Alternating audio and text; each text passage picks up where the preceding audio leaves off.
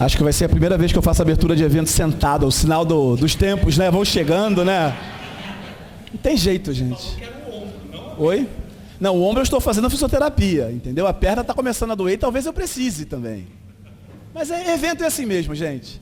A gente corre muito, dorme pouco nos dias, fica preocupado, acorda antes da hora, chega correndo, acha que esqueceu coisa que não esqueceu. Chegarei lá, com certeza. Com certeza. Mas vamos lá, vamos começar, gente. Bom dia para todos. Muito obrigado pela presença de vocês. Muito bom ver esse auditório cheio. Muito bom ver tudo que aconteceu ontem no dia da colaboração. Eu vou falar um pouquinho disso na nossa abertura. Fico muito feliz da gente ter conseguido, depois de alguns meses, bastante tempo, totalmente dedicados em fazer tudo isso funcionar, em ver todos os detalhes, em debater pra caramba de cada detalhe. E o Cristiano está cansado de me ouvir reclamar de coisas, tentando buscar soluções para as coisas funcionarem. A gente tentou ser o mais detalhista e o mais empenhado possível para fazer tudo funcionar. Mesmo quando algo não funcionava, alguém aparecia, resolvia e funcionava no final das contas.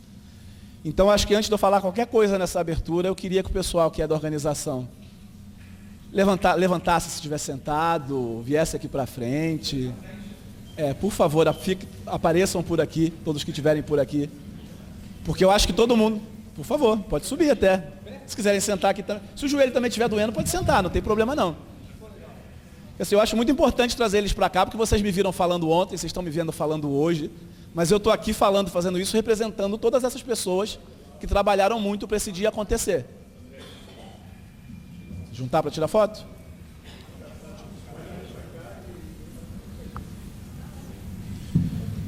É bom reunir essas pessoas para vocês verem quem fez tudo acontecer, com quem a gente pôde contar para fazer com todas as coisas. A gente espera muito continuar esse movimento de eventos, de WordCamps, de meetups, não só aqui no Rio, mas que isso se espalhe, volte a se espalhar pelo Brasil, porque a gente já teve isso bem ativo antes da pandemia. E lembrem desses rostinhos e desses nomes, porque são pessoas que vocês podem contar. E às vezes são rostões, né? Mas...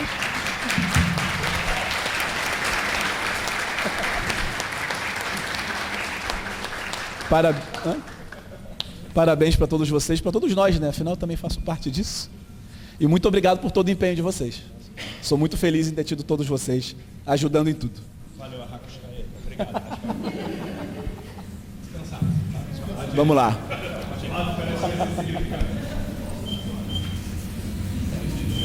Então, acho que todo mundo não sei se todo mundo já pegou a senha do Wi-Fi. Então, vocês podem conectar na rede Evento Auditório. A senha é evento 20, exclamação, evento em minúsculo mesmo, né? Então, todos os intervalos que puder, a gente volta nesse slide e deixa aí. Hã? Nuvem? Não. O pessoal do dia da colaboração ouviu isso ontem, né? Então, quem quiser, todas as redes estão aí. Qualquer coisa tem escrito na mesa aqui também, do lado do meu notebook, tem um adesivo com essa informação. E finalmente chegou o dia do WordCamp Brasil. Achei legal a gente colocar algo animado para fazer essa abertura, né? Algumas coisas que representam muito a gente no Brasil. Hã? Obrigado, viu? É bom ter um designer na equipe, né? Que bom, né? Nosso querido Zeca Pagodinho, que representa muito o carioquismo do nosso povo, né? E, obviamente, uma carreta furacão dançando, porque isso bombou pelo Brasil inteiro. E eu tenho que me apresentar, obviamente, né? Eu sou o Guga Alves, muita gente me conhece por causa da foto do Pensando Fora da Caixa, que já rodou o Brasil em diversos eventos por aí. Isso é uma foto que eu tirei brincando em hora de almoço de trabalho. E em 2011, e todo mês de 2011 para cá eu recebo alguma notificação de que essa foto foi usada numa palestra. É bastante engraçado, foi só uma brincadeira na hora de almoço. Um amigo blogueiro viu na época, copiou a foto, postou e ela começou a rodar por aí. Eu trabalho com WordPress desde 2007. Eu sempre escrevo 2008, porque foi quando eu comecei a escrever sobre o WordPress publicamente. Mas eu sou formado em tecnologia da informação. Eu não sou a pessoa que adora passar 8 horas por dia no computador programando, por incrível que pareça. Dá pra ver que eu gosto bastante de falar, né? Então, sempre fui uma pessoa muito comunicacional, embora eu adore programação. Mas eu acho que eu entendi ao longo da minha carreira que dava para usar essa vocação de falar e de me comunicar para tentar desmistificar um pouco a parte tecnológica, que para a gente muitas vezes muitas coisas são óbvias, mas para quem não trata com isso no dia a dia é extremamente complexo. Em 2008 eu criei um site chamado Tudo para WordPress, onde eu decidi começar a compartilhar minhas experiências sobre o WordPress. Ali um blog para começar a tudo. Naquela época só tinham blogs pessoais, não tinha nada de uma marca escrevendo, ou as empresas de hospedagem escrevendo em português, né? Como a gente tem bastante hoje. Então comecei a documentar muito minha trajetória, meu processo por ali. E aquilo me mostrou que realmente eu estava num caminho legal, porque tinha muito comentário no site, tinha muita pergunta pelas redes sociais para mim. E a comunidade me fez ver o que era interessante escrever num site como esse. Afinal, o nome do site era Tudo para WordPress, eu não sabia 10% no começo dele, né? Óbvio, né? Foi um nome bem ousado até, que eu acabei criando. Eu fiz pós em marketing, então a gente às vezes é meio ousado também nessas ideias. Baseado nessa experiência que o site me proporcionou, eu acabei conversando com o Cristiano, que a gente já se conhecia de uns eventos de marketing, e falando, Cristiano, a gente podia fazer um encontro de WordPress. Porque eu mexo com WordPress, você também entende dele, a gente conhece um ou outro também que acha interessante. Vamos fazer um meetup de WordPress, tem outros lugares pelo mundo. Teve o WordCamp Brasil em 2009, teve um lá em São Paulo, que foi quando eu vi o que era a comunidade presencialmente.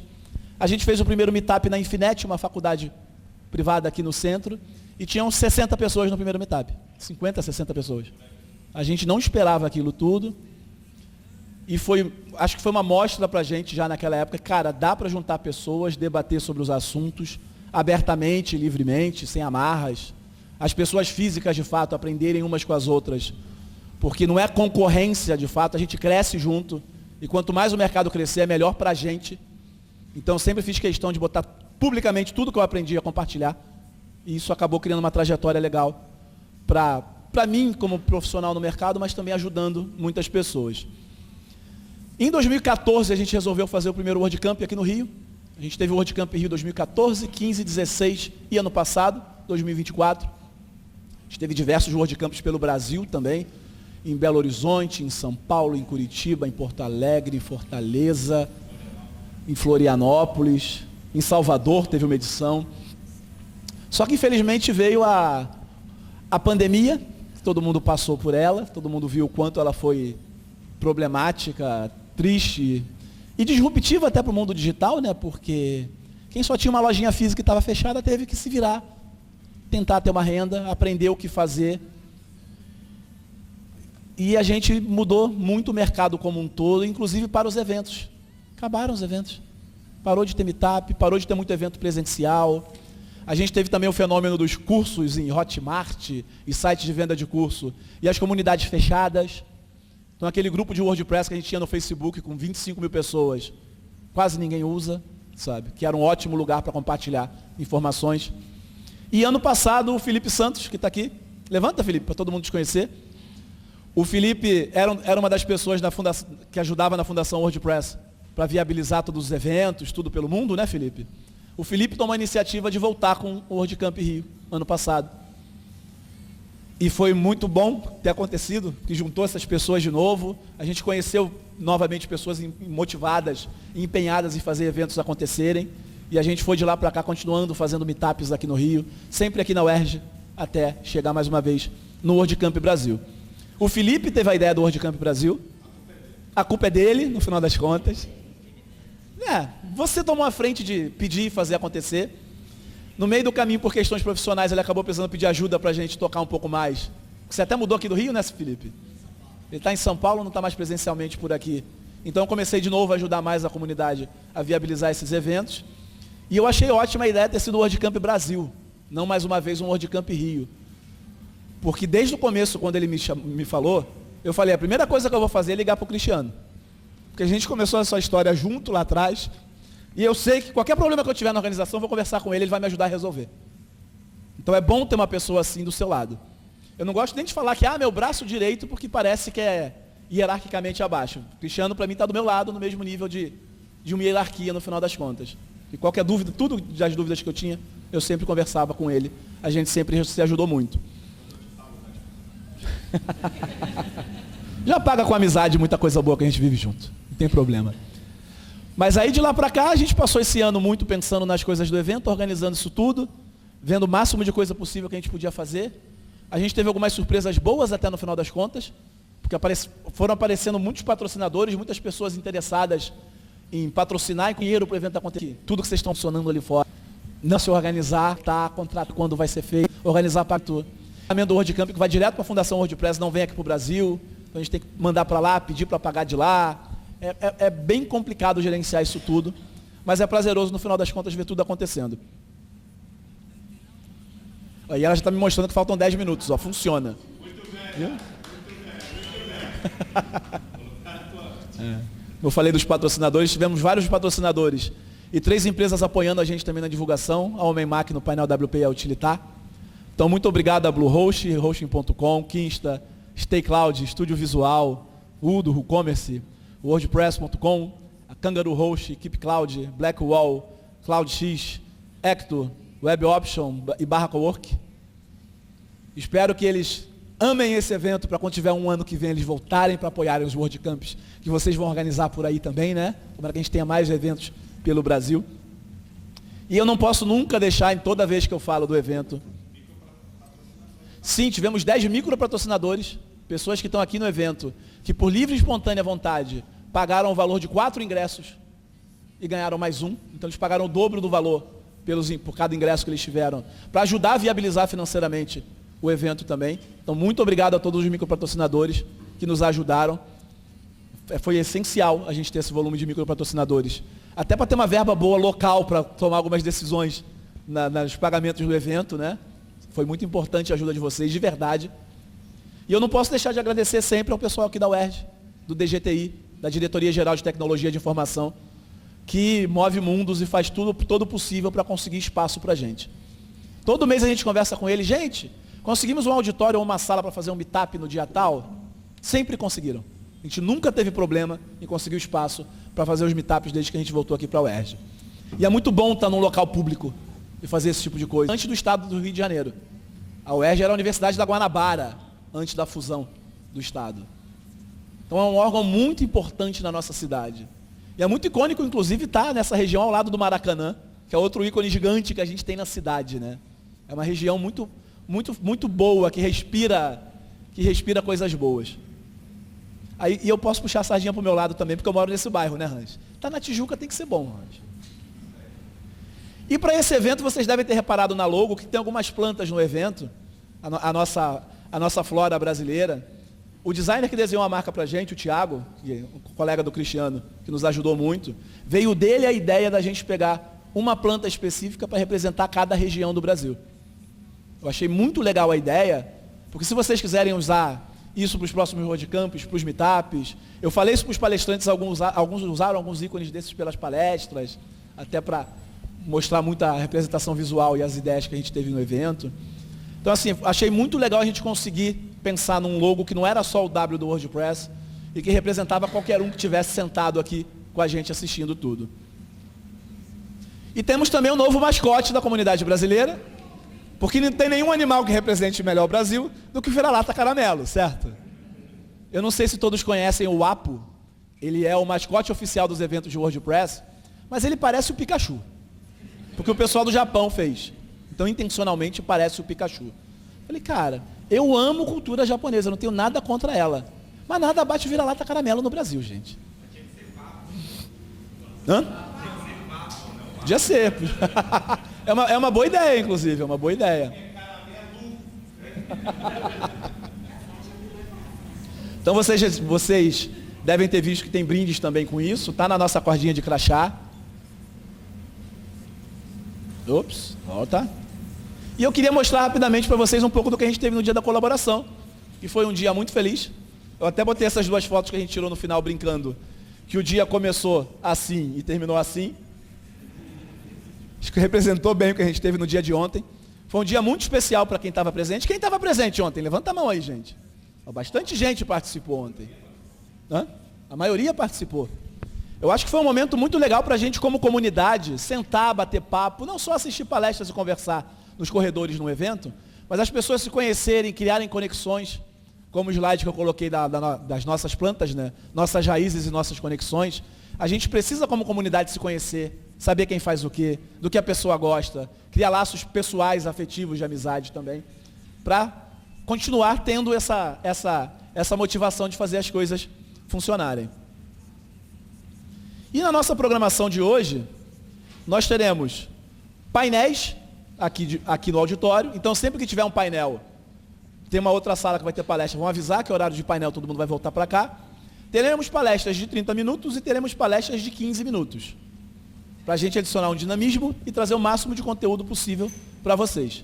Então, durante toda a nossa manhã e tarde, temos a nossa programação, que na mesa ali da recepção tem impressa a programação. Em cada sala tem impressa a programação. Os patrocinadores também têm a programação impressa para saberem tudo o que está rolando.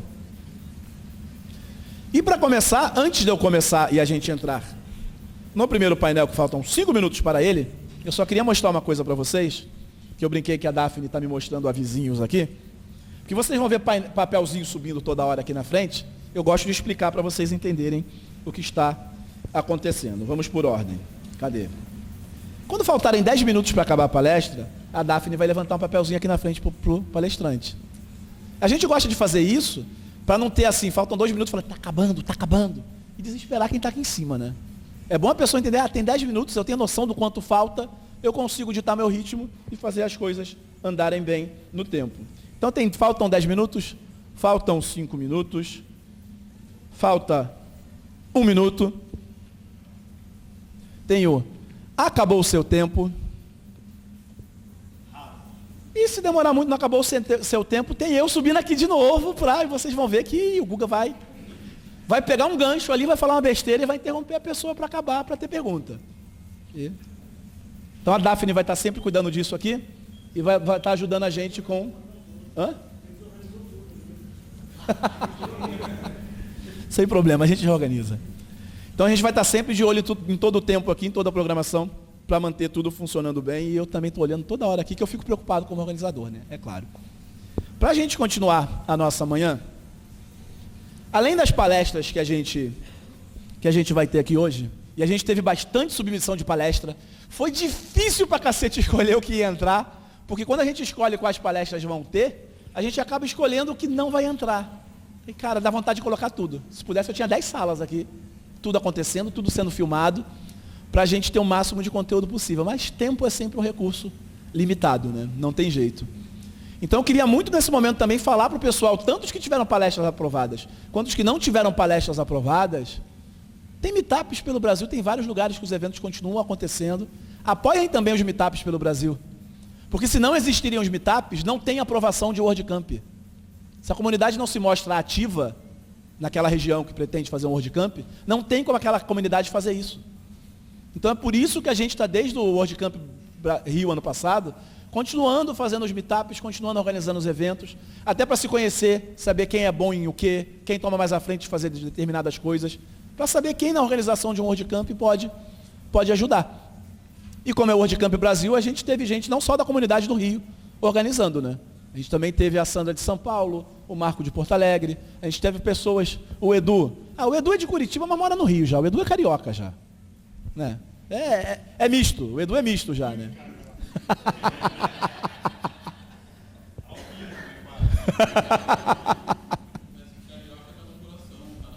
Exato. O Rio de Janeiro é um estado de espírito, Cristiano. Então a gente acabou montando também, além das palestras e das mini palestras, painéis. Porque eu não sei vocês. Tá gravando, mas eu vou falar. Eu não tenho problema de falar as coisas, não. Eu não sei vocês, eu adoro assistir palestra, mas se a sua palestra até acabar, fica uma... Não sei, eu sinto falta de ter uma quebra, de ter um momento diferente. E o bom dos painéis é que a gente conseguiu ver as pessoas que submeteram palestras, que tinham alguma sinergia, e elas vão estar aqui na mesa agora, conversando sobre esses assuntos, e vocês vão poder conversar com elas durante o painel, vão poder fazer perguntas para essas pessoas. Então a gente acaba tendo um momento um pouco diferente, né? Dessas palestras, nesse momento de painel. A gente pensou em 2 painéis. Nesse primeiro painel, nosso querido Edu vai moderar um painel sobre o mercado WordPress no Brasil e no mundo. Foi uma ideia que a gente teve como organização, conversando sobre programação. Porque a gente tem o mercado brasileiro, tem as funções que cada um faz por aqui, os empreendedores, os programadores, quem tem agência, quem é o empreendedor solo. Mas tem um mercado gigantesco mundo afora, E tem muita gente que está aqui, inclusive, que de casa trabalha para uma empresa de fora do Brasil e participa de projetos grandiosos, gigantescos, ganha uma experiência enorme e acaba ajudando, devolvendo um pouco esse conhecimento para a gente em eventos como esse.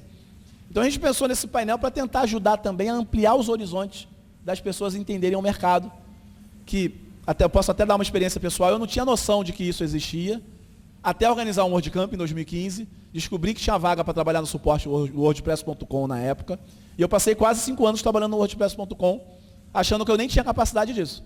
Porque quando falaram, eu falei, meu inglês é ruimzão, pô. Me candidatar para quê, cara? Nunca viajei para fora do Brasil, não tenho nem passaporte. Mal tinha andado de avião na vida, sabe? Mas acabou que eu fui aprovado, falei, caramba, a gente às vezes confia muito pouco na gente, né?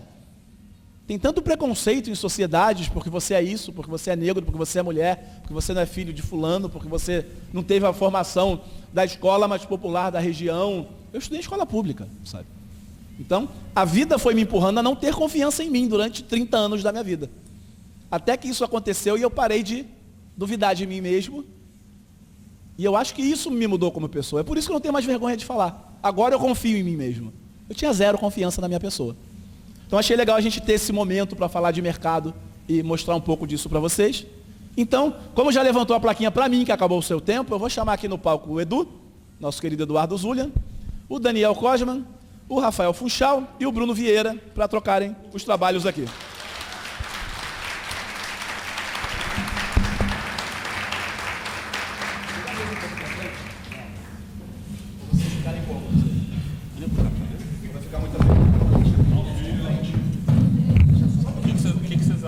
As cadeiras para frente, a gente fica mais perto. As cadeiras aqui também, se quiserem. A ideia é melhor. Vocês fazem o que vocês quiserem.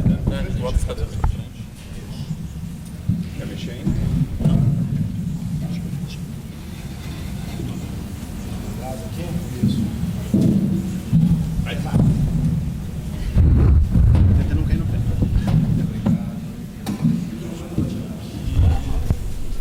Deixa o microfone aqui. Vamos fazer o seguinte, gente, para tudo funcionar bem. Quando vocês quiserem fazer perguntas... Não, se quiser, para aqui que a gente passa o microfone e vocês perguntam. Porque cabo de microfone não chega até o fundo, né? E é bom a pergunta ser feita no microfone porque o evento está sendo filmado. Se as pessoas depois forem assistir a gravação e só ouvir a resposta, elas podem não entender bem o que está sendo feito, né?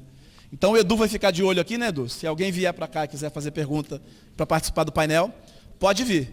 E pode vir no meio do painel, não precisa esperar acabar não. O painel não é palestra tradicional, que eles só vão ficar falando, vocês vão ficar parados ouvindo. Beleza?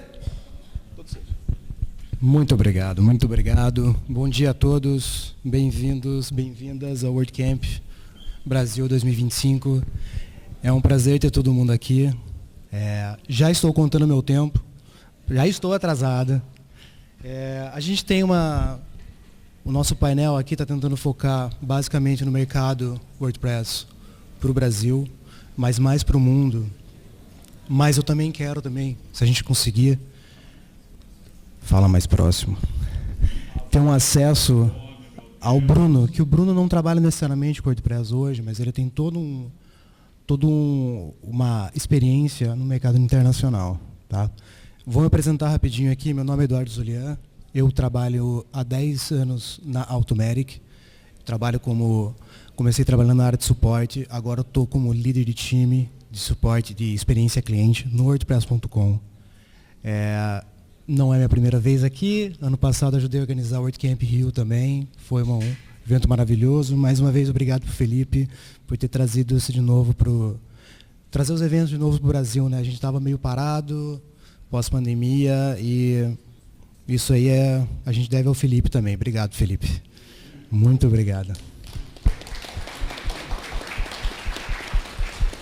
Então, assim, uma pergunta que eu quero fazer para todo mundo aqui levanta a mão para mim, por favor, quem já trabalha com WordPress.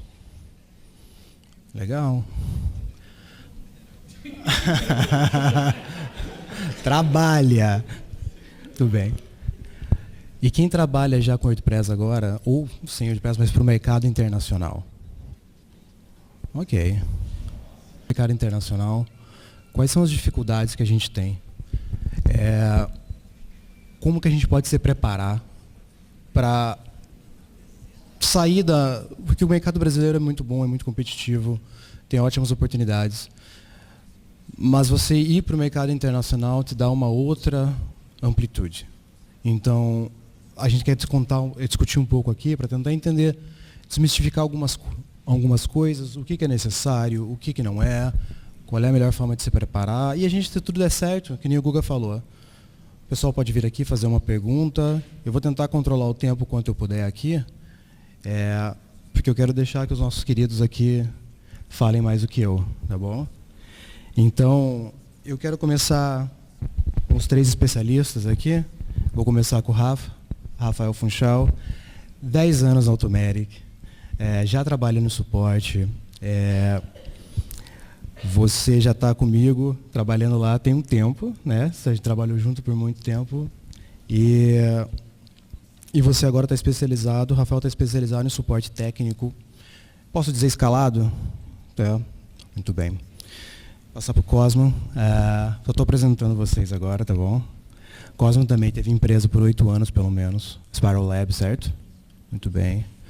E agora você está trabalhando como Product Manager na Standify, certo? Além disso, o Cosmo também faz parte do painel WP. Quantos anos já de painel? Estou já há 6 anos, então 367 semanas seguidas enviando toda sexta o painel. Então quem não conhece é painelwp.com.br. E só um comentário bem rapidinho, para mim é meio que uma honra estar aqui, porque alguns anos atrás o Zulian, ele apresentou em Curitiba até como trabalhar para uma empresa de fora, e eu olhei a palestra e falei, nossa, um dia eu quero estar no lugar dele, e esse dia chegou agora. Inclusive eu mostrei uma foto, estavam eu, Rafa e Guga na foto. Falei, olha aqui que legal.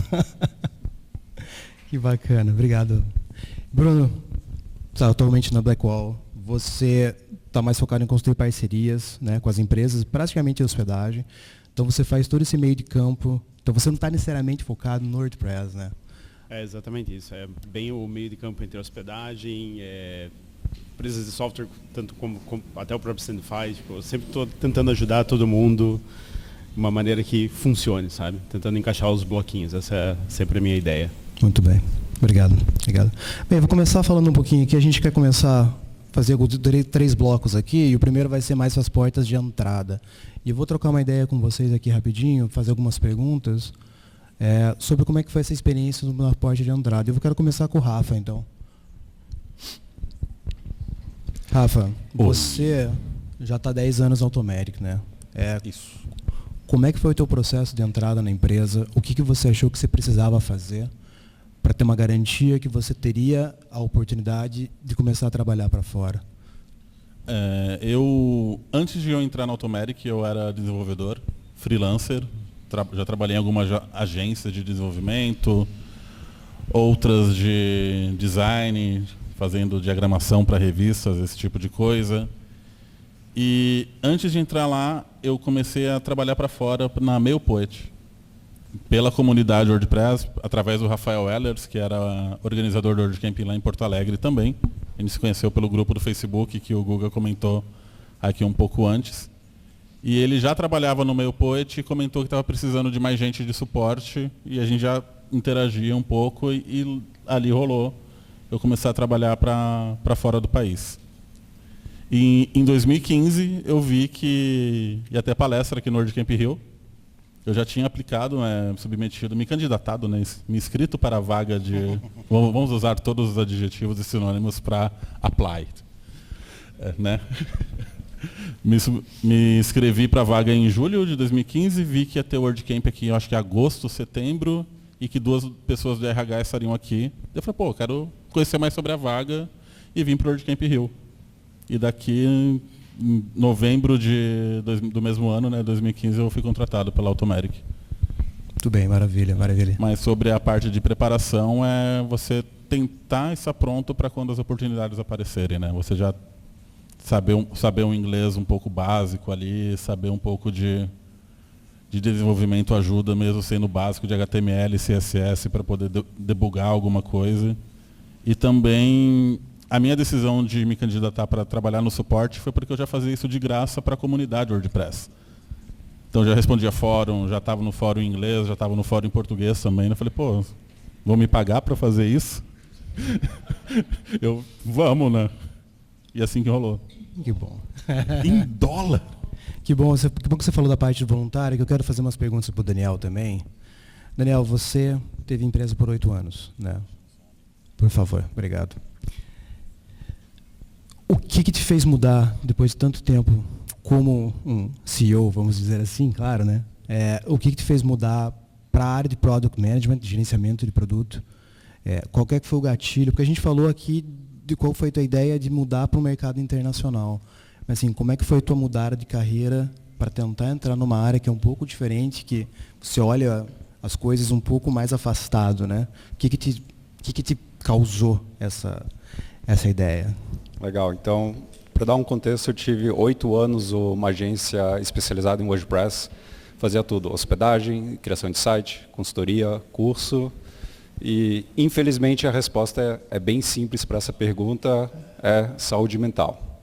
Eu cheguei no limite, não consegui mais, até depois que eu fechei a empresa, eu fiquei quase 1 ano, não conseguia usar computador, era muito gatilho para mim.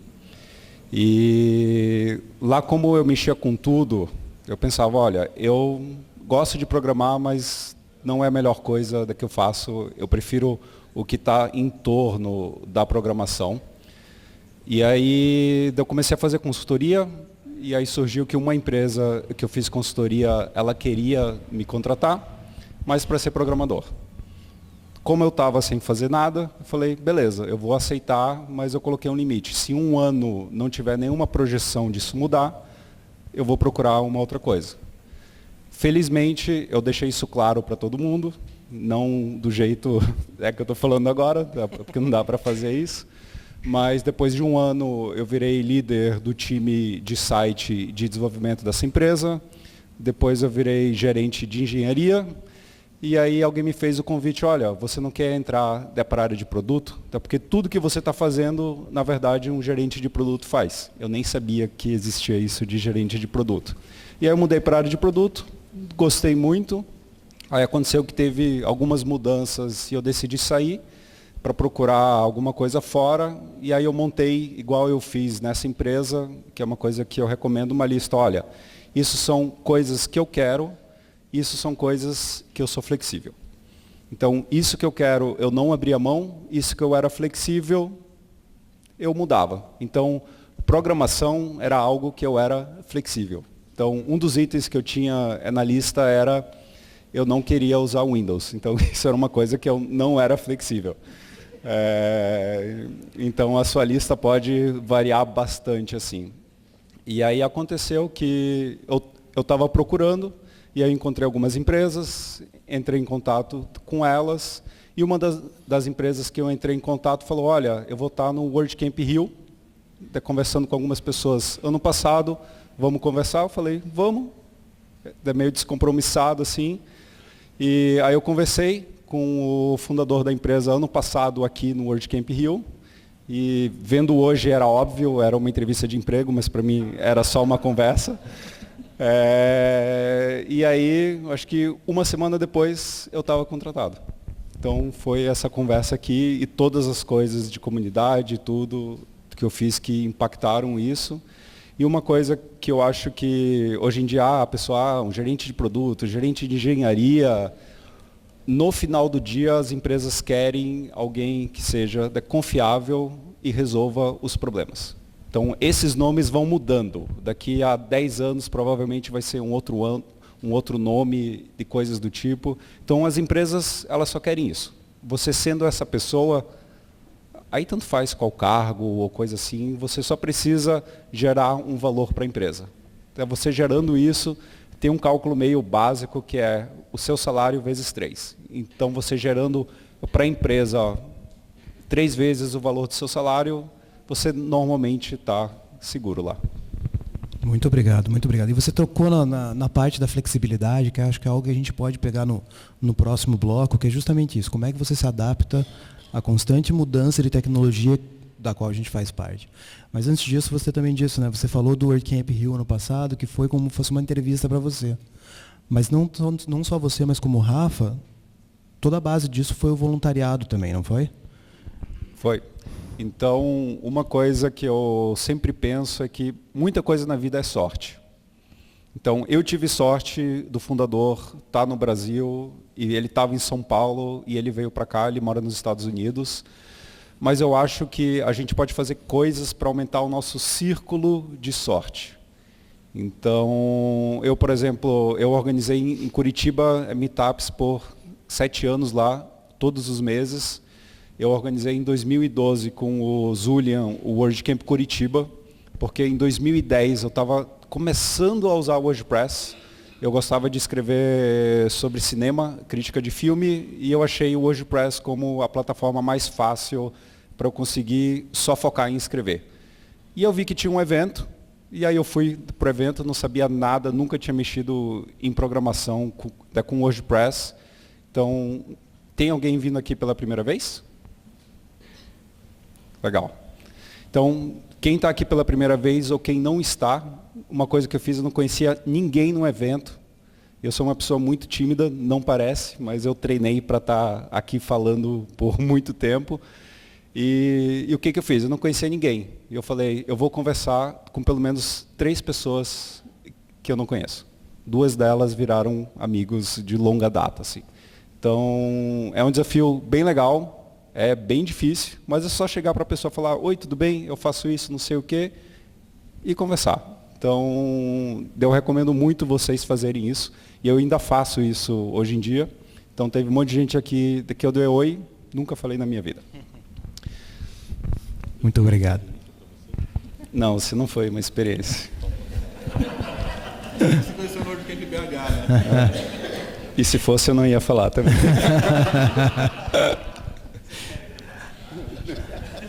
Agora eu quero perguntar, obrigado Daniel, vou perguntar para o Bruno também. Bruno, você representa um caminho que é um pouco diferente, que o teu foco é fazer parcerias estratégicas também, principalmente com a área de hospedagem. Então, como é que você chegou lá? E eu quero entender também o que você faz no dia a dia de fato. E daí expandiu para fora. Mais ou menos em 2015, 2016, eu estava conversando com a minha namorada, hoje esposa. Pô, o que a gente vai fazer da vida? O Brasil estava difícil, eu já trabalhava com vendas na época, na parte de informática. A gente pegou e resolveu testar a vida e a gente mudou para o Canadá.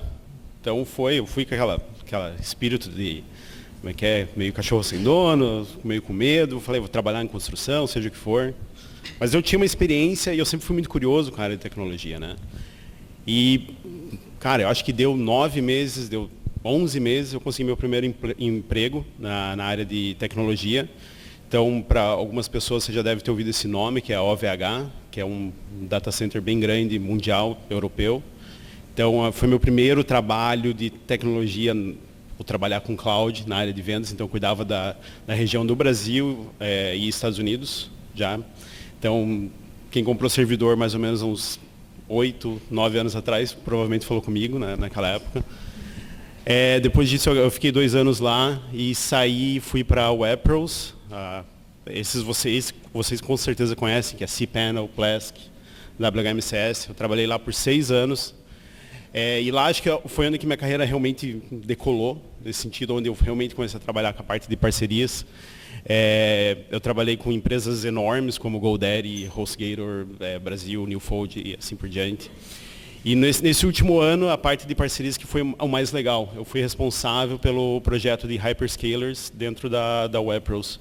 Então, todas as imagens, tudo que você vê que está disponível hoje no marketplace da AWS, Google Cloud, Azure e as menores como DigitalOcean e Vultr, tem meu dedo ali.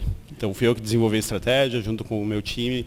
Então, foi um projeto bem bacana. E essa parte de parceria parece que é só técnico, não, mas envolve muita gente. Tem todo como funciona o marketplace por trás. E acho que isso é uma das coisas que eu mais gostei de fazer na minha vida até hoje.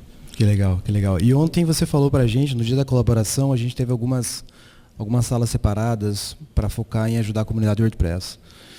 Uma das salas foi de tradução. Então a gente já traduziu o WordPress 6.9, que vai sair agora na terça-feira, completo. Então está todo em português. Traduzimos aqui 300 strings, eu acho. 250. Muito bem. E você me falou ontem que você foi a pessoa responsável por fazer a tradução do cPanel, é isso? Eu trabalhei no projeto do Cipano, então eu fiz a tradução e um pouco da revisão também. Então foi isso, uma outra solução que se chama Solus VM, da WebPros, também fui eu que fiz. Essa eu fiz a tradução dele, bem dizer, inteira, junto com o time de tradução. Foram experiências que não tem nada a ver com a carreira de vendas ou parceria, mas tipo, caiu na minha mão, falei, vamos fazer, não tem problema. Que legal, que legal. E daí agora só para finalizar, eu assumi, eu vim para Blackwall em março desse ano. Então comecei como vendas, hoje eu estou como Country Manager do Brasil, ou VP of Sales. Então a carreira tá legal. É um caminho interessante. Quem tem interesse eu sempre recomendo. Muito bom. Bem, a gente acaba esse primeiro bloco. De onde veio o nome da empresa, Blackwall? Então assim, antes ela se chamava BotGuard, que era uma proteção de bots, né? E o Blackwall, ele vem, se eu não me engano, vem do jogo do Cyberpunk. Isso, o nosso CTO, ele gosta muito do Cyberpunk e ele falou, Blackwall Eu joguei Cyberpunk muito pouco, então não lembro da história. O Daniel provavelmente sabe melhor do que eu. O Daniel tá querendo emprego lá também, pelo jeito. Não, né? Muito bem. Obrigado a vocês três. A gente falou um pouco dessa porta de entrada, mas eu queria entrar também...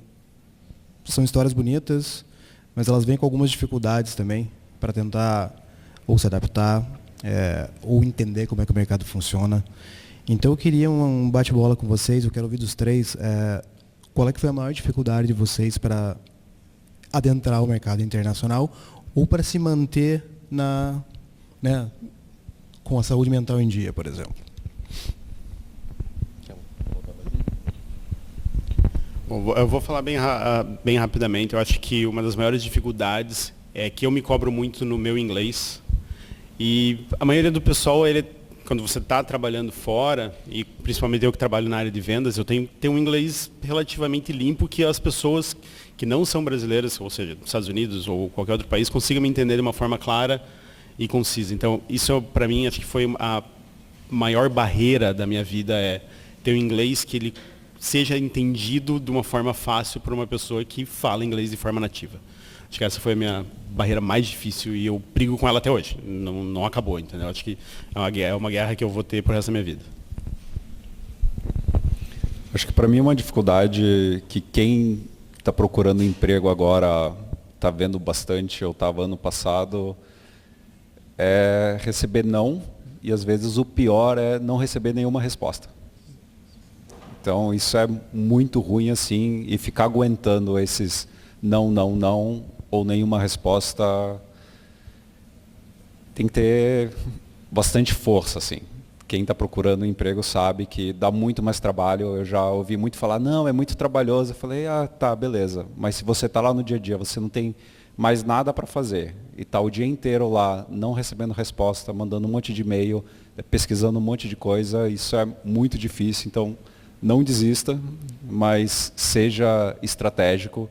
Tipo, é melhor escolher algumas empresas. A minha estratégia foi, eu escolhi umas 3, 4 empresas, eu comecei a pesquisar tudo que tinha sobre aquelas empresas, eu consumi tudo, podcast, entrevista, blog, eu entrava no site, ia no sitemap, via a página escondida, via tudo que a empresa tinha de público, eu tentava falar com as pessoas, mas mesmo assim, tinha uma empresa que eu estava em contato com um C-level, chefe, ele falando, manda o teu currículo, eu quero ver, mas o RH não entrava em contato comigo. E eu fiquei mais de um mês esperando e o RH não entrava em contato comigo. Então esse processo assim tem que ser muito resiliente assim, e a minha listinha do o que eu não abro mão me ajudou muito, porque tinha oportunidade, mas ele caía em vários itens de não abro mão, e eu falei, não quero isso, e aí depois apareceu uma empresa que bateu certinho tudo que eu queria. Então é importante também falar o que você não quer, porque vai vir um monte de oportunidade que você não quer. Não, só para complementar isso aí, é realmente interessante se, sei lá, há 15 anos atrás eu tivesse uma lista do que eu queria e não queria, né? Que nem aquela coisa, se você não sabe para onde você quer ir, qualquer caminho é caminho, né? Mas você não vai ter um destino ali. Para mim, o principal lá atrás foi tentar manter, né, a sanidade mental quando eu estava entre trabalhos, fazendo freela. Já teve caso de eu ir para a reunião na Paulista, chegar no final, passar o bilhete único no metrô e não ter saldo, sabe? Você fala, pô, vamos caminhar 3 horas e 23 quilômetros pensando o que eu vou fazer no futuro da minha vida. Aí de lá rolou bastante coisa, de definição de carreira, focar mais no inglês, começar a ajudar mais em comunidade, que isso é algo bem interessante, que você começa fazendo por prazer e para conhecer pessoas, e acabou virando o meu trabalho, né? E trabalho hoje com pessoas que eu admiro bastante, trabalho com o Edu, a gente entrou na mesma época, mais ou menos, com uns meses de diferença, trabalhei anos com o Guga também, a gente começou no mesmo dia, a gente fez entrevista no mesmo dia também. E lá no começo, há 10 anos na Automeric, eles contrataram assim, quase que a comunidade WordPress inteira. Assim, tinha muito organizador de vários estados diferentes, eles fizeram uma presença bem bacana. Então, é isso, assim, você tentar manter a calma e ver que mesmo o horizonte estando longe, ele está lá e você vai conseguir chegar em algum momento. Muito obrigado, muito obrigado. Uma coisa eu queria perguntar para vocês, vou deixar à vontade para quem quiser responder. Como é que vocês sentem a expectativa do mercado internacional hoje? Existe uma pressão maior do que trabalhar internamente, trabalhar dentro do Brasil? Vocês sentem uma pressão acima do que a gente está acostumado por aqui?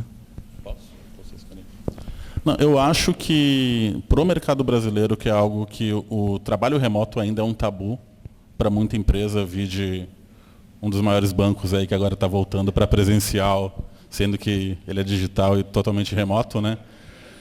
Enfim, a pandemia mostrou que dá para trabalhar sim remoto, e se o Brasil não valoriza, grandes profissionais vão trabalhar para fora. E eu espero que o mercado brasileiro volte a valorizar e a pagar bem essas pessoas, porque senão a gente vai ter um grande movimento da gente, profissionais bons no Brasil, criarem valor para empresas e mercado fora do Brasil, e acaba tendo uma evasão, né, de divisa, que é o termo tax. O trabalho remoto valorizado, ambientes melhores de trabalho, que antigamente a agência de publicidade falou, pô, trabalha tá jogada aí, a gente precisa hoje. Ajudou pra caramba. Tem uma mesa de ping-pong, tem escorregador, mas não tem acompanhamento psicológico dentro da agência que você está. Escorregador eu até piscina de bolinha. Escorregador tá nessa, né, de coisa que é ali, né? Não, do escorregador. Eu acho que são um diferente, vejo. Acho que não tem um jeito bonito de fazer, mas aqui no Brasil, muitas empresas fazem muito papel quem trabalha. Lá fora, muito mais você é muito responsável. Preciso que você faça até a semana que a pessoa lá até a semana que vem e pergunta, vá fazer. Eu fiz X. Aqui no Brasil, você tem que fazer o quê? Aí apanha, vê se tudo bem. Tem muita gente que vai para fora e não se adapta a isso, tipo, não tem muito acompanhamento ou coisa do tipo, eu preciso que faça isso e deu. E uma outra coisa até importante de trabalho remoto aqui, que o pessoal está comentando, não é para todo mundo. Então, infelizmente, a gente tem que falar isso. Tem gente que não se adapta a estar em casa, ou muitas vezes não tem nenhum ambiente. Eu tenho um lugar que é um quarto onde eu trabalho, e aí por um tempo, uma das minhas técnicas de saúde mental era, eu fechava a porta do quarto na minha casa, porque o escritório está fechado e não entrava mais lá. Isso foi o que foi útil para mim, assim. E uma última coisa que é importante deixar claro, assim, para fora, na maioria dos países, a gente é mão de obra barata. Então isso acaba sendo uma vantagem, mas também uma desvantagem em alguns pontos, assim, às vezes em alguns cargos mais altos tem empresa que tem preconceito. Você tem um valor, você faz alguma coisa que tem um valor alto para eles, então também vale a pena pelo menos chegar no meio termo ali, para que fique bom para todo mundo, melhor para a gente no caso, né? Porque o salário em moeda forte sempre vai ajudar, sabe? E quanto ao pessoal trabalhando remoto, eu vejo cada vez mais a oportunidade para trabalhar fora do Brasil, ou para uma empresa de fora, vem crescendo. A gente vê movimentos lá fora de pessoas passando por layoff e tudo mais, mas eu acho que isso é só uma desculpa para começar a contratar em lugares mais baratos, sabe? Eu acho que é o que vai acontecer no próximo ano. Interessante, obrigado. E eu queria amarrar tudo que vocês falaram aqui, porque a gente tem uns 10 minutos ainda, e pensar como é que alguém se prepara, né? Porque a gente se prepara ou para o layoff, ou se prepara para um emprego que a gente pretende ficar 10 anos. E vocês todos falaram em algumas coisas aqui que me chamaram a atenção. Uma delas é adaptabilidade, flexibilidade, que é um negócio que é muito importante. Cosmo, você também falou de autonomia, né? Você deixou claro, ninguém vai querer ficar te microgerenciando. Se um chefe está te microgerenciando, ele é um chefe ruim e você talvez não esteja preparado o suficiente para aquela vaga também. Então eu queria saber de cada um de vocês, meio rapidinho, o que vocês acham que é a coisa mais importante que alguém tem que fazer agora para se preparar. Pode ser tudo que a gente falou aqui, outra coisa que eu sei que alguém pode falar é a questão do inglês também. Mas o que vocês acham? Eu vou até começar com o Bruno, que já está com o microfone mesmo. Não, claro, eu acho que o Cosman, ele respondeu isso já. Ele falou exatamente isso. Entenda a empresa que você quer trabalhar, fale um bom inglês, como o Rafael falou. E eu acho que uma coisa que o Guga falou até quando ele na abertura, se arrisque. Se você não arriscar, se você não for atrás, não dá certo. Entendeu? Você tem que fazer, você tem que correr atrás, tem que perder o medo de falar com as pessoas. Eu morria de medo de falar com as pessoas. Ainda tenho, às vezes, um certo medo irracional, às vezes. Se você não perder isso, você está deixando a sorte não acontecer para você, sabe? Então, acho que esse é um dos principais pontos que eu vejo.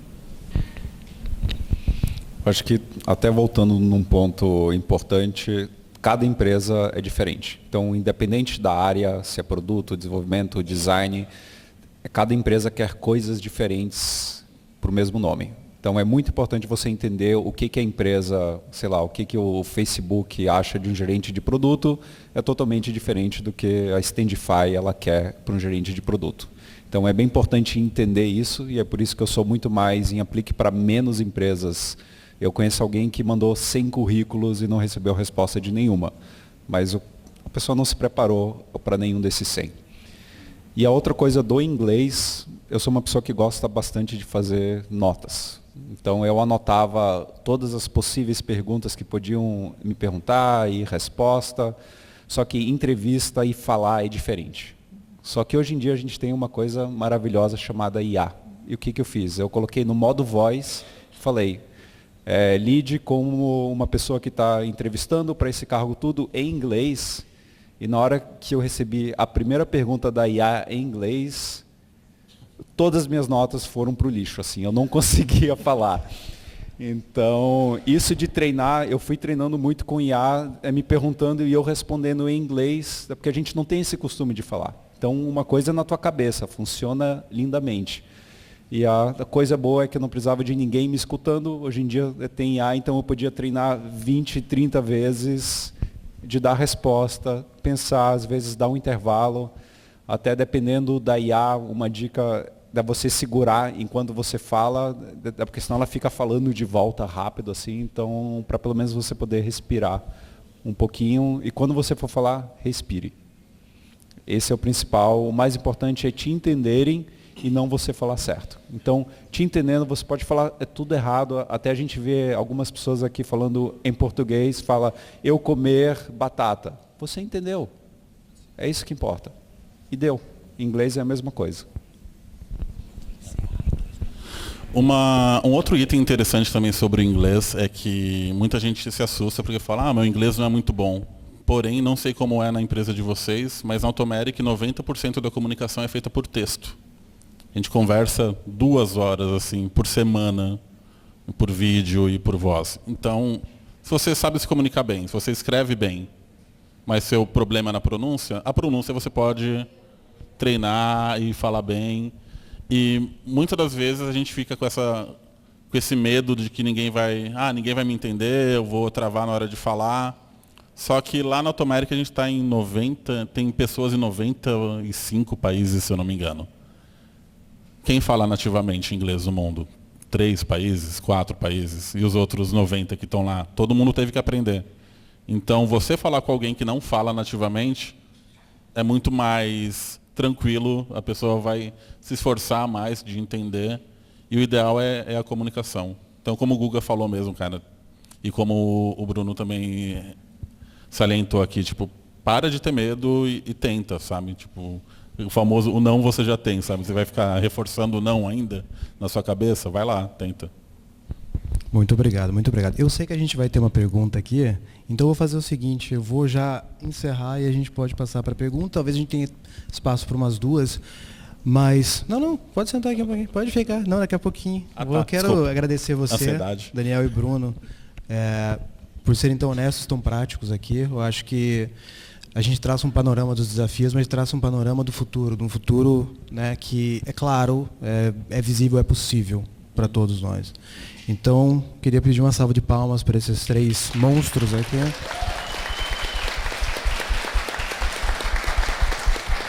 Fica o convite ainda, depois, na hora do café, na hora do networking. Falem com eles também, entrem em contato. Eles são muito legais. Não mordem, não mordem. Podemos passar para uma pergunta.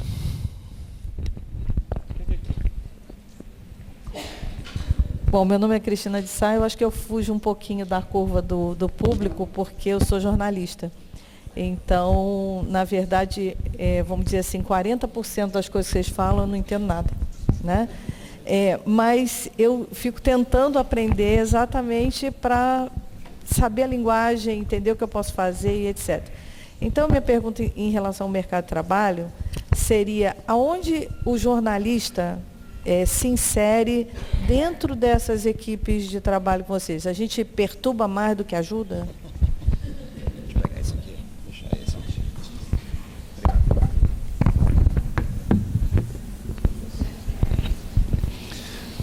Você sabe. Então, eu acho que depende. Tem o jornalista de fora que está escrevendo uma matéria sobre a sua empresa, aí às vezes pode ser meio chato, mas de dentro eu acho que o jornalista normalmente ele se encaixa no time de marketing, então tem muita coisa de conteúdo, até de educação, então dependendo do tamanho da empresa, tem treinamentos internos, alguém precisa escrever esse treinamento, escrever material de comunicação. Em marketing tem muita coisa para fazer, ou criação de conteúdo, ou até às vezes ensinando a usar o produto. Então, você muitas vezes não precisa ser uma pessoa técnica e até melhor que você não seja para escrever ensinando como fazer. Algumas perguntas para você também. Há quanto tempo você é jornalista? 40 anos. Quantas ferramentas de publicação você já teve que usar até hoje? Do WordPress, mas antes do WordPress usou mais umas 3, 4, 5, conforme migrando.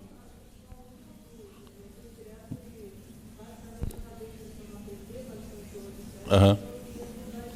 Bacana. Então eu adicionaria a parte de testes também, porque como uma usuária já de anos de comunicação e tendo todo esse know-how de 40 anos de jornalismo, testar o editor, ver como ele funciona, sugerir melhorias para ele para ser mais focado para a parte de conteúdo também é uma área que pode dar certo.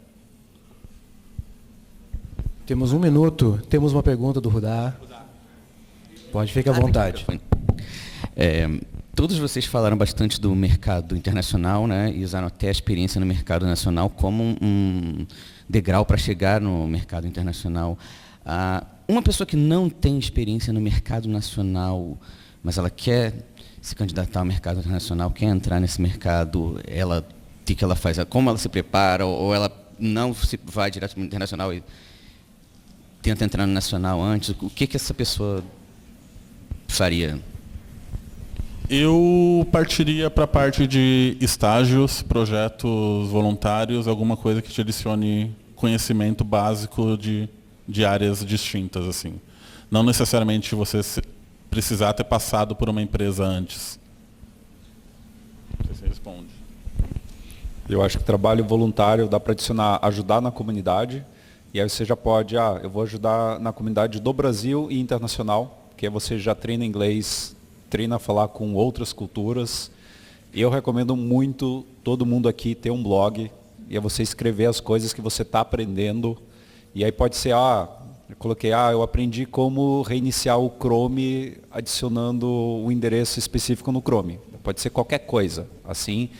Porque o que é importante disso? Com um blog onde você fala o que você aprendeu, você vai ter 2 benefícios. Um você vai aprender aquilo muito mais, Porque você vai estar escrevendo e documentando para você, e você vai ter uma prova que você aprendeu e do que você... E aí já escrevendo em inglês. Então, a minha tática hoje em dia é, eu escrevo no meu blog em inglês e uso uma IA para traduzir em português. Porque aí eu não tenho o trabalho e eu não me sinto roubando o meu aprendizado de inglês fazendo uma IA traduzindo.